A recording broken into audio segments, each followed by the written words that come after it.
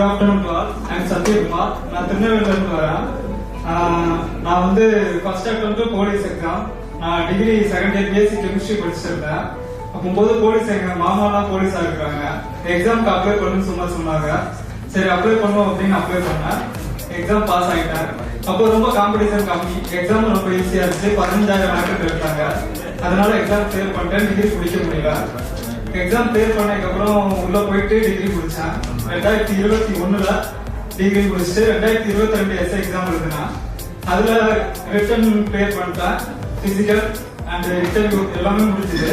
ஆனா ஓவரால்ல 2 மார்க்ல எனக்கு கிடைக்கலன்னு ஓகே அடுத்த முறை எப்படியாவது கிளியர் பண்ணிடணும் அப்படின்னு சொல்லிட்டு அப்புறம் தான் கோயம்புத்தூர் டிரான்ஸ்பர் வருது எனக்கு. அது வரைக்கும் திருநெல்வேலியில தான் ஒர்க் பண்ணிட்டு இருந்தேன். கோயம்புத்தூர் வந்தனும் வெற்றி விஜய் நாங்கள் எல்லாம் ஒன்னா சேர்ந்து படிக்கலாம் டிசைட் பண்ணோம்.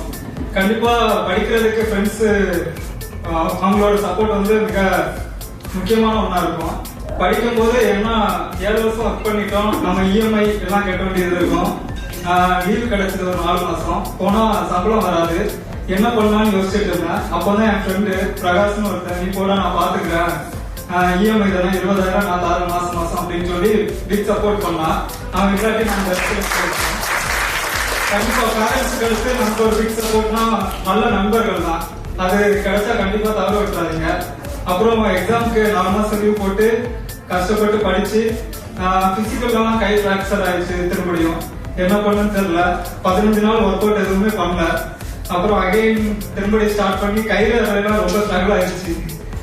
ஒவ்வொரு இதுவுமே ஸ்ட்ரகிள் நிறைய வந்துச்சு. அதெல்லாம் ஓவர் கம் பண்ணி வந்தேன். தென் பிசிக்கல் முடிச்சுட்டு இன்டர்வியூக்கு வெற்றி அகாடமிக்கு வந்தேன். நான் வந்து ஒவ்வொருத்தருக்குமே 1 hour எல்லாத்துக்குமே நல்லா கிளியரா என்ன பண்ணணும் என்ன பண்ணக்கூடாது, இன்டர்வியூல என்னென்ன தப்பு பண்றோம் எல்லாத்தையுமே ரெக்டிஃபை பண்றதுக்கு உட்கார்ந்து ஒரு தனி பேப்பர்ல எழுதி இதெல்லாம் பண்ணுங்க, இன்னும் நல்லா இருக்கும், நீங்க சிரிச்சா நல்லா இருக்கும், சிரிச்சுட்டே பேசுங்க, ஏன் உருன்னு இருக்கீங்க, அந்த மாதிரிலாம் சொல்லுவாங்க. நிறைய மோட்டிவேஷன் பண்ணாங்க. அப்புறம் அவங்க கேட்ட கொஸ்டின் தான் மோஸ்ட் ஆஃப் ஆல் வந்து இன்டர்வியூல கேட்டிருந்தாங்க. அது எனக்கு ரொம்பவுமே ஒரு ஷாக்கிங்கா தான் இருந்துச்சு. என்னோட மேடம் கேட்டது அப்படியே கேட்டிருந்தாங்க. ரொம்ப யூஸ்ஃபுல்லா இருந்துச்சு இன்டர்வியூ. தென் இந்த வேலை கிடைச்சதுக்கு நீங்களும் ஒரு part of thank you ma'am. And எல்லாருமே கண்டிப்பா அங்க எக்ஸாம் கிளியர் பண்ணவங்க இருக்கீங்க, எக்ஸாம் படிக்கிறவங்க இருந்தீங்கன்னா கண்டிப்பா பயிற்சி, விடாமுயற்சி, நம்பிக்கை, இது 3 விடாதீங்க.